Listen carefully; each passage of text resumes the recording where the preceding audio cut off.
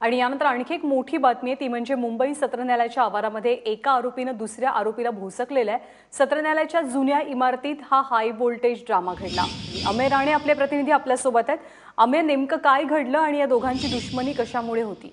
न्यायालयात साल 2011 मध्ये कुरार विलेजच्या मालाड परिसरात 4 लोकांची निर्घृण हत्या करण्यात आली होती। हे दोन्ही आरोपी त्याच खटल्यातली आरोपी आहेत। त्यापूर्वी हे दोघेही एकत्रच होते, एकाच गँगचे मेंबर होते। उदय पाठक हा या संपूर्ण हत्याकांडाचा सूत्रधार होता, तर कल्पेश पटेल हा त्याचा साथीदार होता।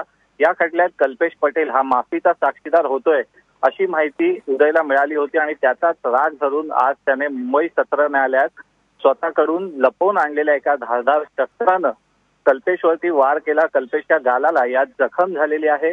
मात्र तिथं उपस्थित पोलिसांनी ताबडतोब दोघांना वेगळं केलं आणि उदयला ताब्यात घेऊन कल्पेशला वैद्यकीय तपासणीसाठी पाठवण्यात आलंय। मात्र या संपूर्ण घटनेनं सेशन्स कोर्ट परिसरातील सुरक्षा व्यवस्था पुन्हा एकदा तवाट्यावर आलेली आहे, कारण की याआधी काही आरोपींनी इथून पलायन केलेलं आहे। त्यामुळे खरोखरच सत्र न्यायालय सुरक्षित आहे का आणि इथल्या पोलिसांचा पहारा किती सक्षम आहे यावर प्रश्नचिन्ह उपस्थित झालंय।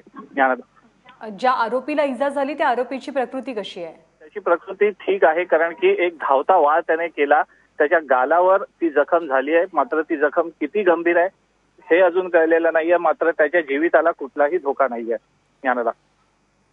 अमेय, धन्यवाद या माहितीबद्दल।